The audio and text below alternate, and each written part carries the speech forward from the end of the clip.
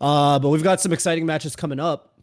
I don't think we're gonna have 12 stocks because I think the next couple matches are, definitely gonna be going right into it. Yeah, Ben definitely I think the favorite here, but Zeeker has been putting in some work through the online era. I've definitely seen Zeeker kind of making the rounds, in terms of and right now already coming out with the lead here. Yeah, actually, Zeeker, very, very capable player. I actually saw on Twitter just before this, Ben tweeting out about how he picked up a Goom Wave recently and is super, super excited to kind of level up his play, get more consistent. Not something he's using right now. He said, I want to kind of adjust to it, but that should be kind of an interesting change. Yeah. Yeah, Ben, it's interesting. When I first started watching Ben, I would not have kind of described him as the most technical, I guess. I felt like he was more kind of stable, like, neutral game, solid neutral. But the more I watch Ben, the more time goes on, like, he's really got some pretty crispy, like, platform movement and stuff now. Yeah, I could definitely see him being the kind of player that could take advantage of, that sort of level up to his, I don't know, yeah, control of his character, whatever you want to call it. Raver, can I ask you a question? Sure, go ahead. Because I actually don't know this. I realized I didn't know this about you. What character do you make? A Falco player. You're a Falco? Okay. Yeah, I always think that the main, your main kind of, I like to see the influence on commentary and kind of what you look for. So I just wanted to keep that. Absolutely. Yeah, I used to main Puff like back in like 2016, and that was around when I made the switch. So kind of have a bit of a mixture of stuff. But I did want to mention, Ben is one of those players, you speak about how main influences your commentary. His tag, I feel, says a lot about his playstyle. He's one of those Sheiks that has like, it's not so flashy, but it's just like very good, very solid play. And his tag is just his first name. You know what I mean? Like, it's Who are other flashy, players? but it's good. Who are other players with their tags different? Well, okay, Zane. Yeah, Zane. I guess Zane's kind of. I mean, you can't really say much about it. It's like he's like flashy, but insofar as winning a lot tends to make you flashy, Yeah, but he's not like, crazy flares of personality. He's not like maybe as sort of like wild as some of the other top players. He's just like a solid guy, and that's why his tag is Zane. It's funny, I just said, yeah, unlike Forrest, but then I realized Forrest is also Forrest's first name, so maybe, But it used to be Mr. L's. Anyway, yeah, this is really solid stuff from Ben right now. I think in this matchup, one of the things I heard very recently that I thought was really, really just kind of cool was when Zane said, Marth wants to be, like, Sheik wants to be where Marth isn't in terms of the verticality. In other words, Sheik, if Marth is staying grounded and doing stuff like down tilts, Sheik wants to be short hopping.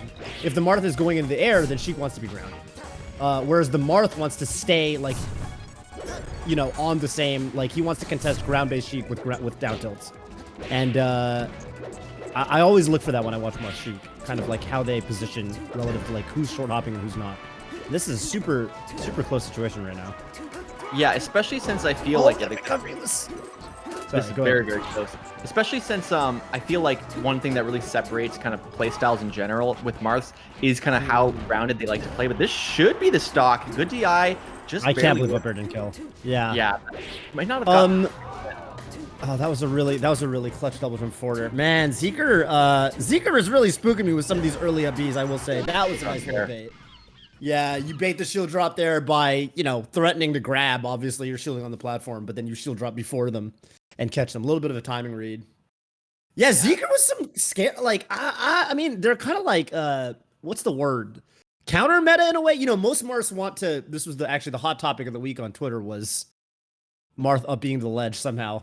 But yeah, Zeeker doing a lot of uppies onto the level there, and I was like, whoa, these are terrifying. Like, but they were kind of working out. They're a little bit counter meta in that sense, where maybe Ben wasn't really expecting them. But after doing 3 in a row, I expect that Ben's going to be clued onto those for the next game.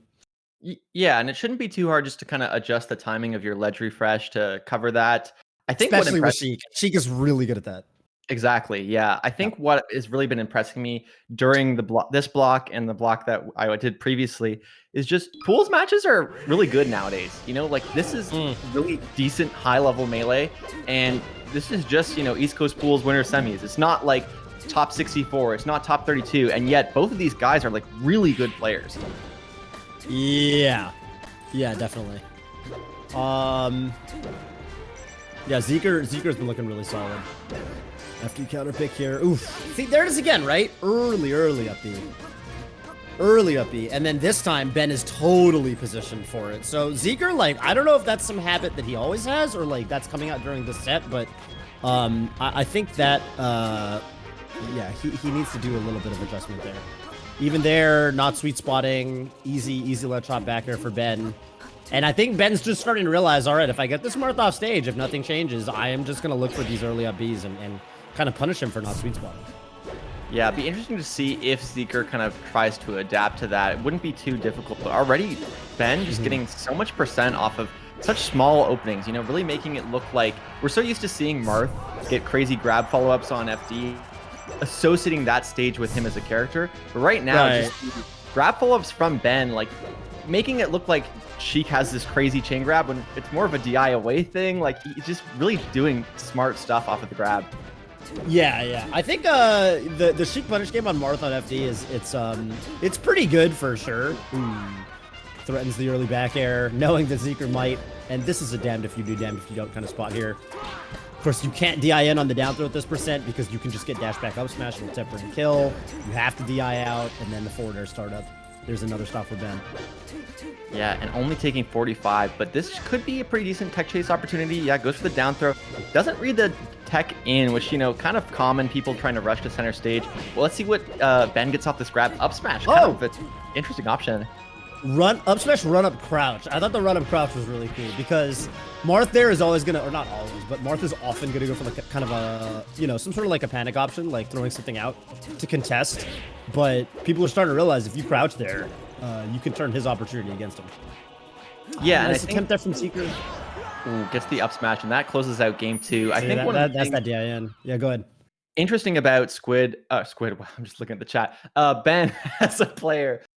Is he said multiple times that like not really a very reaction heavy player, and obviously this isn't like a reaction Ben? chase. Yeah, Ben is not. At least on Twitter that, you know, I don't have the strongest reactions.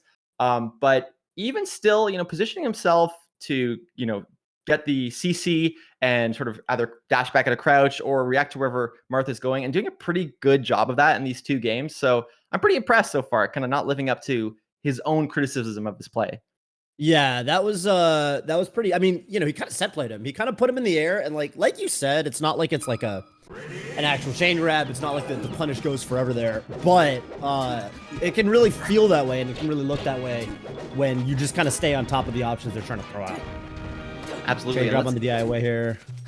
Yeah, I don't even know if he meant to up smash there. Like, I guess he assumed he was going to try to DI behind, but one of those situations where I was like, probably go to the platform, and doesn't end up doing it. But good corner pressure from Zeeker. How does Ben get out of this? Gives it to Wait, go for. Dude, I think he went for. I actually think he went for. Yeah, that's kind of nutty. I don't know what else that turned that down to would have been. I also want to take this opportunity to say, wow, this game skin is super cool. Excellent work. I think it's Vancity Primal. I think Primal did these. There's that early up B again. You know, I think he tried to get the ledge cancel up B, which would have been super hot, but that is very hard to do. Yeah, definitely do want to shout out the skins. It is Vancity Primal. If you guys want to yourselves, you can go !skins to get a download.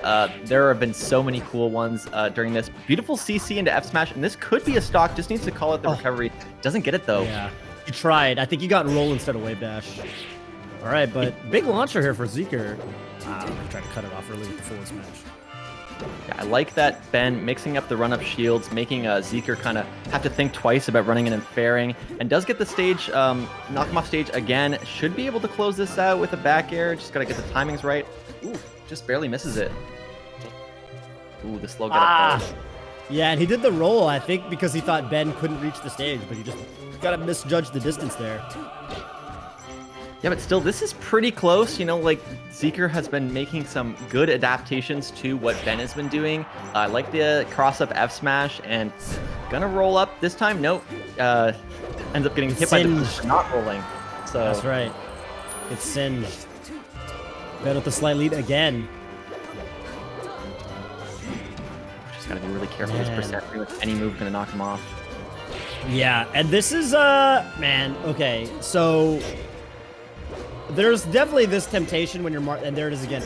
There's this temptation when you're marked, like, you know, you're down a stop, they're at high percent, you want to start throwing out your kill options, but this is the classic Marthritis, right? And I think the worst thing you can do in this situation is to get predictable with it. And look at Ben just like, and see, calmly, and then he got so much damage off of, and Zeeker, yeah, Zeeker, look at how many forward smashes Zeeker's, he's swinging for the fences, but it's not panning out for him. You can't, this is, you know, this is like what you look for when you're fighting Marth. If you can get a slight stock lead, and then you get that smell of blood in the water. Oh, he's desperate for the kill.